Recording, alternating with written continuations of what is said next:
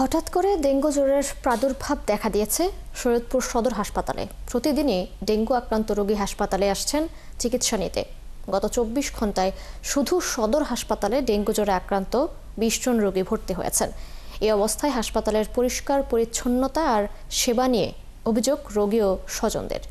শহীদুল ইসলাম পাইলটের তথ্য ছবিতে প্রতিবেদন। জ্বর, মাথা ব্যথা এবং বমির উপসর্গ নিয়ে ডেঙ্গু পরীক্ষা করাতে শরীয়তপুর সদর হাসপাতালে প্রতিদিনই ভিড় করছেন নানা বয়সী মানুষ। এরপর ডেঙ্গু শনাক্ত হলে হাসপাতালে ভর্তি নিয়ে দেয়া হচ্ছে চিকিৎসা। আর গত ২৪ ঘন্টায় ডেঙ্গু শনাক্ত হয়েছে ২০ জনের। দিন দিন ডেঙ্গু রোগীর সংখ্যা বাড়ায় হাসপাতালে আলাদাভাবে মহিলা ও পুরুষ ওয়ার্ড খোলা হয়েছে। এখানেই চিকিৎসা নিয়ে সুস্থ হয়ে বাড়ি ফিরছেন রোগীরা।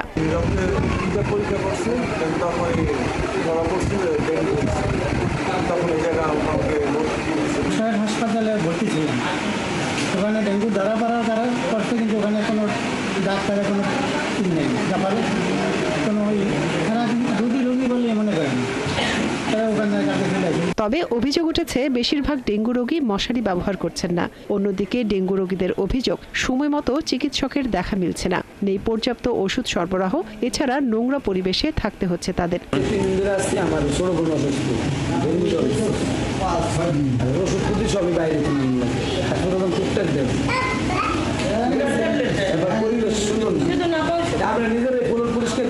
হাসপাতালে চিকিৎসক জানান, অতিরিক্ত বৃষ্টি আর সচেতনতার অভাবে এবছর ডেঙ্গু রোগীর সংখ্যা বেড়েছে। তবে তারা সাধ্যমতো চিকিৎসা দিয়ে যাচ্ছেন। শীতের সময় ডেঙ্গু রোগী থাকে না, কিন্তু এই গত বছর দেখলাম যে সারা বছরই ডেঙ্গু রোগী কিছু কিছু ছিল, এবং এই বছর আসলে অত্যাধিক বৃষ্টি হওয়াতে আমার মনে হচ্ছে যে ডেঙ্গু রোগীর সংখ্যা বেশি। আর আমাদের সচেতনতার অভাব আছে। সচেতনতার ভিতরে আমাদের যেই ঝোপঝাড়, জঙ্গল, প্লাস ডোবা নালা, প্লাস ড্রেনগুলো, এগুলো পরিষ্কার রাখতে হবে।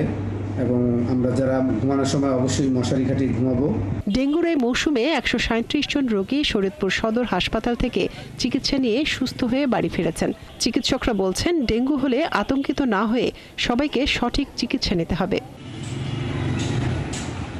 মনিরা কাজুরি, ৭১।